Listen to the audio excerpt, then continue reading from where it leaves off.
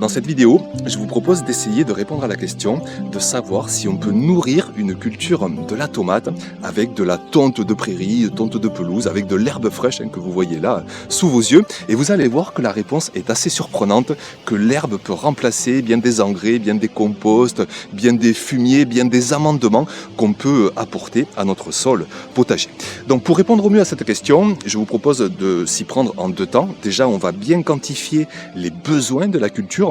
Et ensuite, on va quantifier ce qu'on trouve dans une poignée d'herbes de prairie, de pelouse, et voir donc à quel point on peut répondre aux besoins exigeants de cette culture. Donc, les besoins de la tomate, alors bien sûr, avant tout, elle a besoin de lumière, de douceur, de température. C'est pourquoi on attend là avril-mai pour la planter, pour qu'elle reçoive un maximum de soleil, qu'elle fasse de la photosynthèse. Mais en plus de cette énergie lumineuse, elle a un besoin vital, un besoin essentiel en ce qu'on appelle des minéraux essentiels qu'elle va aller puiser dans le sol. Et ces minéraux, les trois les plus connus, sont l'azote, le phosphore, le potassium. Et donc ces minéraux essentiels, s'il faut les quantifier, c'est très mesuré, vous vous doutez bien, à travers le monde, au gramme près, au mètre carré. On peut considérer que si on installe 4 plants sur un mètre carré, ce qui fait quand même déjà une belle densité de culture, elle a besoin d'une vingtaine de grammes d'azote dans le sol, une dizaine de grammes de phosphore et une trentaine de grammes de potassium. Et avec ces quantités-là de minéraux présents dans le sol, vraiment la culture peut se grandir au mieux, peut produire au mieux, peut fructifier au mieux et peut nous offrir vraiment les meilleurs résultats. Donc maintenant qu'on a quantifié ces besoins pour la culture, on va s'intéresser à savoir quelle quantité, quel pourcentage de minéraux essentiels on va retrouver dans la tonte, dans l'herbe fraîche. Donc pour ça aussi, il y a de très nombreuses études qui sont réalisées à travers le monde, ce qui nous permet vraiment d'avoir accès à des chiffres bien précis. Donc pour de l'herbe fraîche, la quantité d'azote qu'on y retrouve va être d'environ 0,5 à 1,5%. La différence, elle dépend de savoir s'il y a beaucoup d'eau dans l'herbe, de savoir quelle variété d'herbe on va faucher, si elle est bien verte ou si elle est un peu fibreuse. Mais ce qui est important de retenir, c'est l'ordre de grandeur. Et on peut retenir donc une moyenne d'1% d'azote dans de l'herbe fraîche.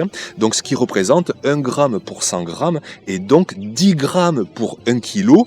Et donc 20 grammes pour 2 kilos d'herbe fraîche. Et 20 grammes, rappelez-vous, c'est la quantité d'azote dont a besoin la culture pour se développer tout au long de son cycle de croissance. Et je vous montre ce que ça représente, environ 2 kilos d'herbe fraîche. Je suis allé dans ma cuisine, j'en ai mis un peu partout d'ailleurs.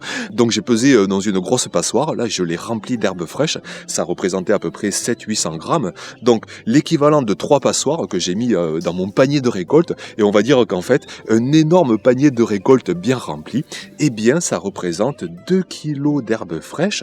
Et ce qu'on peut vraiment déjà retenir donc de cette vidéo, des connaissances actuelles, c'est qu'avec 2 kilos d'herbe fraîche, on peut répondre à l'entièreté du besoin d'azote de la culture de la tomate. Et quand on sait à quel point les engrais azotés coûtent cher, je trouve vraiment que c'est formidable, que c'est génial d'avoir cette connaissance en tête, de savoir vraiment qu'on peut répondre aux besoins en azote d'une culture de tomate à l'aide de tonte de prairie, de tonte de pelouse. Après, il faut quand même faire attention parce que ce n'est pas aussi condensé, ce n'est pas aussi pratique, ce n'est pas aussi direct que d'autres engrais ou que des amendements. Il faut tenir compte d'ailleurs d'un pourcentage de déperdition. Si par exemple vous le mettez en surface sur votre sol, qu'il y a un petit peu de vent, que votre sol manque d'humidité, manque d'activité biologique, il peut y avoir 10, 20, peut-être même 30% de déperdition. Mais quoi qu'il en soit, vous comprenez bien que si on monte par exemple à 2,5 kg, à 3 kg, au final, on finira quand même par répondre aux besoins de la culture. Donc, concernant l'azote, on répond aux besoins de la culture, mais on va s'intéresser aussi aux 2 autres minéraux essentiels. Et concernant notamment le phosphore, il est aussi présent dans la tonte de prairie, dans la tonte de pelouse. On est autour de 0,2 à 0,6% de phosphore. Donc là, pareil, la culture a besoin de 10 grammes, ce qui veut dire que si on amène 2 kilos, on va répondre à bien la moitié du besoin en phosphore. Donc là aussi, ça reste vraiment génial. Et pour la potasse, là aussi, super intéressant, parce que le pourcentage pourcentage de potasse monte de 0,4 à 1,2%. Donc on peut monter jusqu'à 12 grammes pour 1 kg, 24 grammes pour 2 kg. Et là aussi, on répond presque entièrement aux besoins de la culture avec de la tonte qu'on récupère. Vous pouvez la récupérer sur votre terrain. Moi, c'est ce que je fais ici. J'ai la chance d'avoir les allées du potager qui sont enherbées, le pourtour du potager où j'ai aussi de l'herbe de ma prairie. Mais on peut aussi en récupérer chez les voisins. Vous remplacez la déchetterie, vous vous faites connaître, vous demandez même aux employés municipaux. On peut facilement vraiment récupérer cette tonte et la mettre en paillage et rapidement donc avoir accès à une belle ressource, à ce que j'appellerais l'or vert, pour vraiment alimenter au mieux notre culture de la tomate. D'ailleurs, une réflexion moi que je me fais de faire cette vidéo, c'est que je me rends compte que dans bien des situations, eh bien en fait j'ai été en excès d'azote parce que bien souvent, plutôt que d'amener l'équivalent de ces 2 kilos sur un mètre carré, qui représente en fait même pas un petit centimètre en très fine couche de tonte sur l'ensemble du mètre carré, eh bien moi souvent j'y suis allé vraiment plutôt à 3-4 cm et je me retrouve en fait au final en excès d'azote pour la culture. Et si la culture a un excès d'azote, eh bien souvent c'est préjudiciable parce que les fleurs vont être plus fragiles, la culture va être plus fragile et va peut-être moins fructifier au final. Donc là maintenant je vais vraiment bien faire attention à n'apporter qu'une très fine couche et même idéalement il faut fractionner ces apports, apporter par exemple 700-800 grammes 15 jours après la plantation, encore 700 grammes 15 jours après, encore 700 grammes 15 jours après et encore souvent il y a déjà de l'azote dans le sol, d'apports que vous avez fait les saisons précédentes, les années précédentes et au final avec 10-15 grammes vous en avez déjà assez. Donc attention quelque part à ne pas non plus être au final en excès d'azote, en excès d'apport de tonte pour cette culture.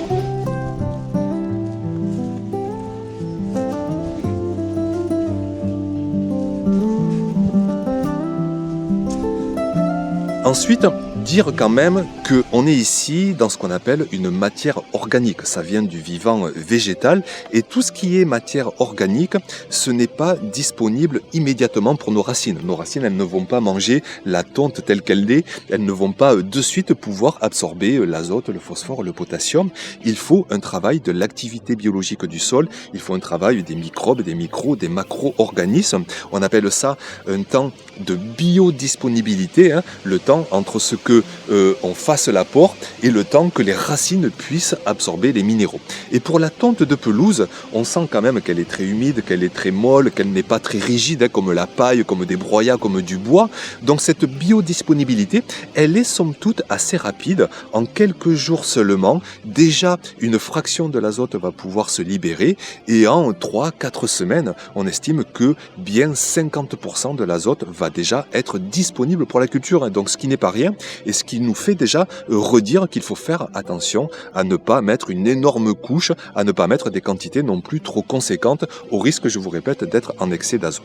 A l'inverse, rapidement, s'il y a du vent, s'il y a des grosses pluies, s'il y a aussi un sol qui manque d'activité biologique, eh bien là c'est l'opposé, on va avoir un manque d'efficacité et vous allez apporter 2 kilos et sur les 2 kilos, on va tout juste avoir 300-400 grammes de tonte qui vont vraiment finir en assimilation, en azote possiblement disponible pour la culture. Donc moi ce que je fais ici et ce que je ferai plus encore pour les saisons à venir, chaque fois que j'aurai de la tonte disponible là sous la main, eh bien je vais l'apporter en fine couche tout autour de ma culture de la tomate, vraiment 0,5 à 1 cm grand maximum.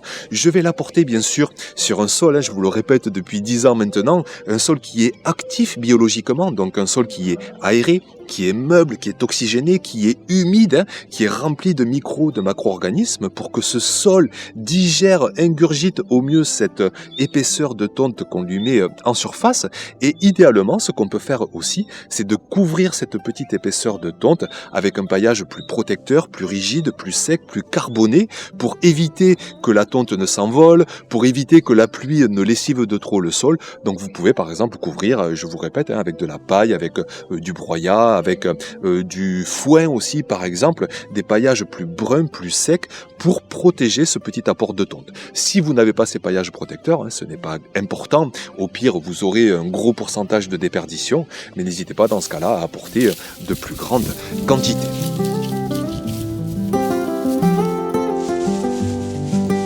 Mettre aussi la tonte sur des cultures qui se régalent encore plus d'azote, comme les blettes, les épinards, les laitues, les choux, des cultures feuilles qui ne font pas vraiment de fructification. Et là, on pourra y aller encore plus à la folie.